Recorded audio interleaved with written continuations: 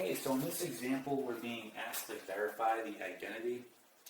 So when you do these types of problems, you always want to manipulate only one side of the equation, right? So for example, in what we have here, we only want to manipulate either the left side or the right side, okay? We don't want to manipulate both. And to just give you a quick explanation as to why, let's just say we had the following. We had negative sine x equal to sine x. We know that this will never be equal, but if you were to manipulate both sides of this equation, you could technically prove it to be equal, right? So for example, what if I were to multiply both sides of this equation by 0? Well, you would get here, 0 is equal to 0, and right, in this case it's equal, but this is a contradiction, right? This is not a true statement because we know that negative sine x is not equal to sine x, all right? But by manipulating both sides, you technically just proved it to be true, all right? So we want to avoid doing that.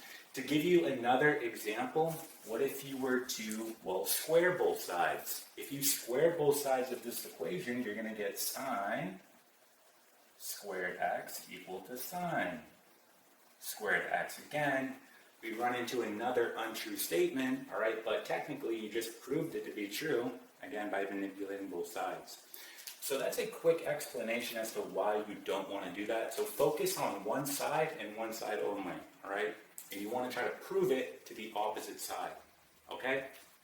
So let's go ahead and do that. Now in this example, I'm just going to go ahead and pick the left side. So we're going to work on this side here, and we're going to try to prove that it's equal to tangent squared x minus cotangent squared x, okay? Now, for this particular example, you need the following identity. You're going to have to know that sine squared x plus cosine squared x is equal to 1, okay? And if we go a step further, what happens if we take this and we divide all of our terms here by sine squared x? Well, if you do that, you're going to get the following. You'll get 1 plus cosine squared x divided by sine squared x is going to be cotangent squared x equal to 1 divided by sine squared x. Well, that's going to be cosecant squared x, okay? And let's go ahead and divide this now all by cosine squared x. So sine squared x divided by cosine squared x is tangent squared x. Cosine squared x divided by cosine squared x is 1 plus 1. And then 1 divided by cosine squared x is going to be secant squared x. Now we did that for the following reason. If we look at the left side, we have secant squared x, which we know is going to be equal to tangent squared x. So let's write that in. Tangent squared x, and then plus 1. And then we have this cosecant squared x. Well, we have it right here. So we're going to put minus, and then in parentheses we have 1 plus cotangent squared x. We're going to distribute this negative inside, right, and we get the following. We get tangent squared x plus 1 minus 1 minus cotangent squared x. Positive 1, negative 1, those cancel, and we're left with tangent squared x minus cotangent squared x. So we can see these are both equal, so we just verified the identity here. Okay, so let's try another example that's a little bit different. So let's go ahead and just erase this work.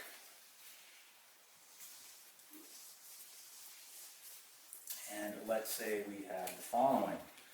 We have tangent x all over cosecant squared x equal to sine squared x all over cotangent x. All right, so again, pick one side and stick with that side. So again, you can pick the left or the right. I'll just pick the left again. Let's think about how we can rearrange this, manipulate this so that it equals the right side. Okay, so what I like to do here is I like to break this apart. What do we really have here? We have, looking at the left side, we have tangent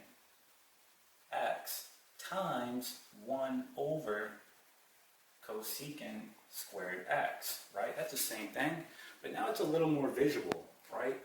What is this going to really give us? This is really going to be sine squared x. So just rewriting it, we have tangent x and then sine squared x. So I'm looking to the right. Well, look, I got my sine squared x. I have it right here. I got to work on this now. How can I rewrite this? Tangent x is the same as 1 over cotangent x, right? That's the same as tangent x. And then we just have sine squared x. So you can see what happens here. We're multiplying. We're just going to be left with sine squared x all over cotangent x. And we can see that, well, this is equal to this. We just proved it out, right? So we just verified the identity.